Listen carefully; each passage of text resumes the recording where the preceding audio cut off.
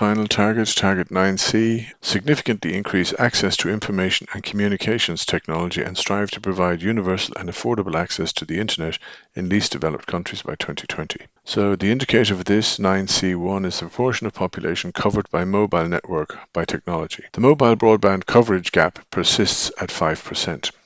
In most developing countries, mobile broadband 3G or above is the main way and often the only way to connect to the internet. This kind of access is available to 95% of the world population. Bridging the coverage gap, that is, connecting the remaining 5% still off the grid, is proving difficult.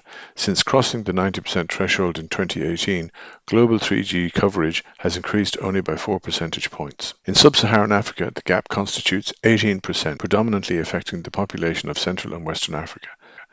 The coverage gap is almost the same in the LDCs and the LLDCs, falling short of SDG target 9C to significantly increase access to information and communications technology and strive to provide universal and affordable access to the internet in least developed countries by 2020. Between 2015 and 2022, 4G network coverage doubled to reach 88% of the world's population.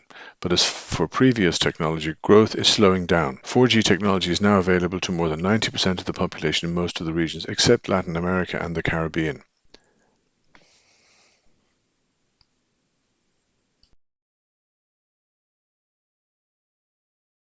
In many countries, older generation networks are being switched off in favor of networks that are more efficient and allow the development of a digital ecosystem compatible with 5G. This is particularly the case for 3G, which is often shut down so that the freed up spectrum can be reused for 5G, while keeping 2G for older legacy devices.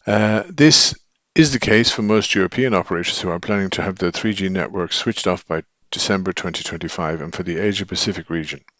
However, in other regions of the world, the path is less clear, mainly because 2G and 3G networks retain a significant presence.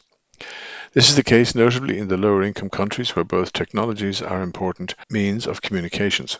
In those countries, the main obstacles to 5G deployment include high infrastructure costs, device affordability, and the regulatory and adoption barriers. Preliminary data shows that 19% of the global population was covered by 5G in 2021. The highest rollout was in Europe at 52%, followed by the Americas at 38% and the Asia Pacific region at 16%. So that concludes the targets and indicators for SDG 9.